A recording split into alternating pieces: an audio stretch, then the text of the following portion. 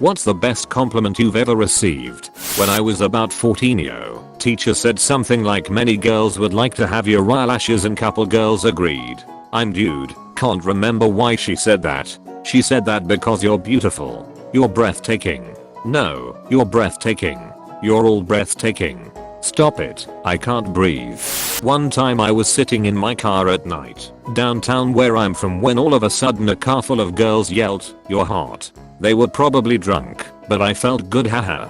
Even drunk you don't say that to people who you think aren't, so I'm willing to bet you are indeed a hot piece of ass. Well, thanks, you made my day. A relative's kid, who I don't see often, named their imaginary friend after me. To think I made an impression like that is pretty cool. What if the kid thinks you're imaginary? A gay guy told me I have a great ass once. I'm a straight man, that was nice. Everyone should be able to appreciate a good ass, regardless of gender. We know Captain America can. I worked at a Boy Scout camp one summer. One of the younger staff members, probably 16 or 17, I was 18, wasn't exactly secretive about his sexual orientation at a time when you kind of had to be in the Boy Scouts, but nobody seemed to care. A small group of us were hanging out one day. He knew a lot about cosmetic surgery and was describing in detail what he would do with each of our faces. He did each person in the group except for me. So I asked, "What about me?" He said, "Oh, I wouldn't do anything to you." That felt nice. He was fired shortly after though for being a co-drafter of a sexually explicit note to a waitress at a nearby diner that the staff was known to frequent. While the writing of the note was intentional, leaving it was not. But given that the morons were wearing their camp staff t-shirts, they were easily identified. It also didn't help that the guy I'm talking about was one of only 2 black staff members, and they looked quite different from each other, so it wasn't hard to make a positive description. 1 or 2 others were canned along with him. I don't know why I added that second part. Ran into an old friend after I had lost a lot of weight. "Hey, you're not as fat as you used to be. My brother recently lost 18 kgs, and he absolutely beamed all day after I told him you look fantastic without all that extra weight. It feels great to have your hard work recognized, even if it's on your own body." There was a girl who told me I was the most confident guy she had ever met. I had struggled with social anxiety issues for years, and that statement would have been so laughable just a few years back. It was such a big statement on how well I had done to get my brain in order. As someone who suffers from anxiety, all I can say is GOU. Thank you for sharing. In Italy it's common that young kids, 6 to 13, go to a summer camp where teens and older guys and girls teach them some kind of creative activity or sport, and all play together in the free time. And on the last day there's a big party where teens show to parents what they have learned and do some kind of performance, dancing, singing, theater etc. and they get points. At the end one of the teams wins and all get different prizes. So, back when I was 15 I was the leader of the blue team, and there was this girl in my team who was like 6 or 7 that I often helped and played with because she was the sweetest. The last day our team did the best performances, all while playing Blue by Eiffel 65, and we won. Later that night during the after party for all the kids she comes to me and says she has a present, but to only open it when I would be home. So I did. It was a thank you card handmade by her that said "Thank you for playing with me" with a bracelet attached. It made my day and week and month. Flash forward 7 years, my mom met her mom. They were old friends, and she asked about me, university, etc. usual things. My mom asked about her daughter, and she said that she also wanted to be one of those teens at the same summer camp, and she wanted to do it because of me, because she loved how much I listened and cared for her and her friends. I taught a lot of things, and I was the big brother she never had. She wanted to do the same things I did for her, for all the new kids.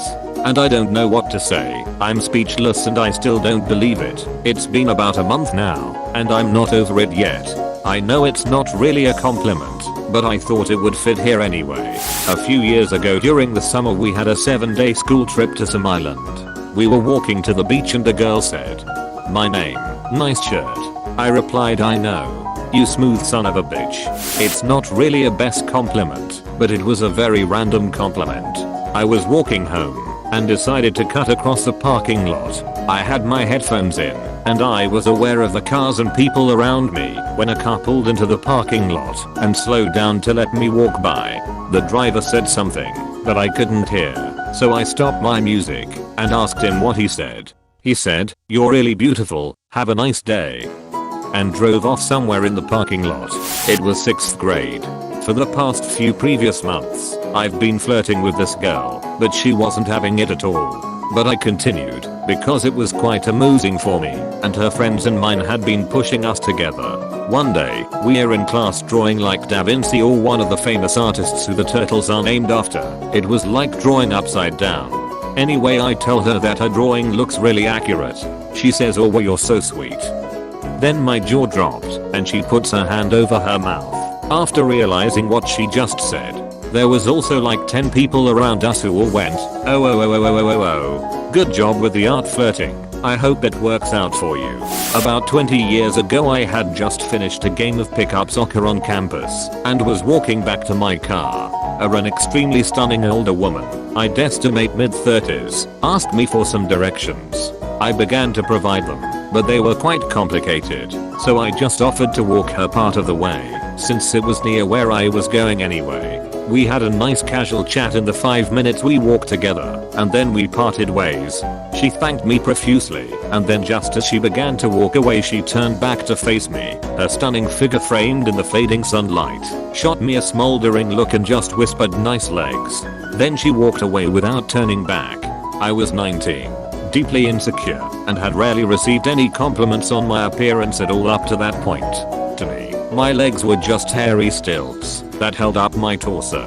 TL. Doctor, hot older woman said I had nice legs.